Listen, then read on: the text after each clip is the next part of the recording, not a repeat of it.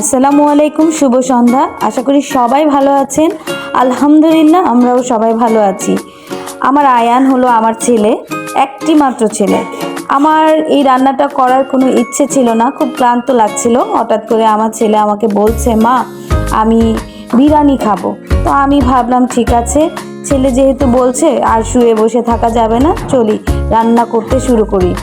তো ফ্রিজে মাংস ছিল, সেখান থেকে আমি হাফ কেজি গরুর মাংস নিলাম এবং হাফ কেজি পোলাও চাল নিয়ে নিলাম। আয়ান যখন বলে তখন খুব সুন্দর করে বলে, মা আমি গরুর মাংস দিয়ে বিরিয়ানি খাবো। সো আমি যেহেতু অল্প মাংস অল্প পোলাও চাল নিয়েছি, যার কারণে আমি ভাবলাম আমি তেহেরি করে ফেলি। তো ছোট ছোট করে মাংসের পিস করে আমি তেহেরিটা করি। ও তো বিরিয়ানি মানে তেহেরি একই কথা বুঝে। বিরিয়ানি করি আর তেহেরি করি, আয়নের কোনো কমপ্লেন নেই। মা যেটা রান্না করে দিবে এতেই সে খুশি। সেটা অনেক মজা হলেও সে বলবে মজা, আর সেটা যদি খুব খারাপও হয় তাও সে বলবে মজা, কারণ মা রান্না করেছে। মায়ের রান্না আয়ান খুব ভালোবাসে।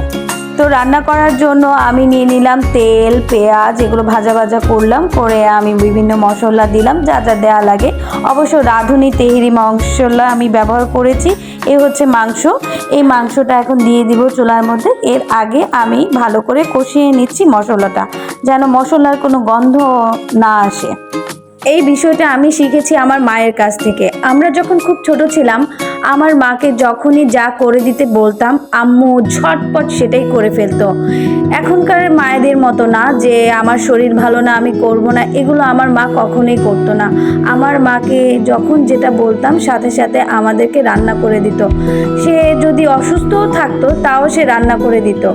তার অসুস্থ ফিল হলো, সে কখনো মেয়েরা যেটা বলবে সেটা না করে শুয়ে বসে থাকতো না। রান্না করব তেহেরি, তার মাঝে আলু দিব না, এটা হয়? আমি অবশ্য সব কিছুতে আলু খেতে পছন্দ করি। কিছু পরিমাণে দুধ দিয়ে দিলাম। তেহেরির মধ্যে দুধটা দিলে ভালো লাগে। অনেকে যদি বাসায় থাকে টক দই দিতে পারেন। আমার বাসায় তরল দুধটা ছিল, তাই এটা দিয়ে দিলাম। দিয়ে কিছুক্ষণ কষিয়ে নিচ্ছি। আমি যতক্ষণ পর্যন্ত এটা তেল ছাড়বে না ততক্ষণ পর্যন্ত কষানোর চেষ্টা করি। তো যেহেতু রাত হয়ে যাচ্ছে, ভালো লাগছিল না, তাই আমি আজ আর ওয়েট না করে আমি এখানে পোলাও চালটা দিয়ে দিলাম। মাংস যখন 70% হয়ে যাবে তখন আমি মাংসের উপরেই এই পোলাও চালটা দিয়ে দিলাম। অনেকেই আবার আলাদা করে, আমি আলাদা করি না, একসাথেই করে দেই। তো পর্যাপ্ত পরিমাণে পানি দিয়ে দিই। পানি দেওয়ার পরে আমি ঢেকে দিই।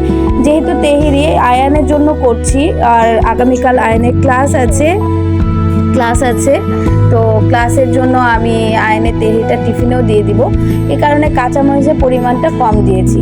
তো পর্যাপ্ত পরিমাণে পানি দিয়েছি। পানিটি মনে হয় আরও একটু লাগবে, তারপর দেখি কিছুক্ষণ পর যদি লাগে তখন দিয়ে দিব।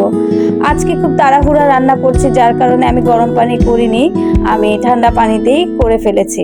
পানি কম হয়ে গেছে, তাই আমার চালটা একটু কাঁচা কাঁচা দেখা যাচ্ছে। তার মধ্যে আমি অল্প অল্প করে পানি দিয়ে এটাকে ঢেকে দেব, যেন ভাপে হয়ে যায়।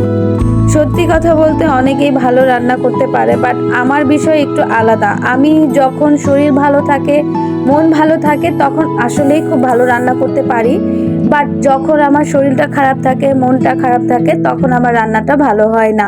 তবে এত খারাপ হয় না যে খাওয়া যাবে না, খাওয়ার মতো, বাট খুব টেস্টি হবে ওরকম কিছু হয়ে ওঠে না।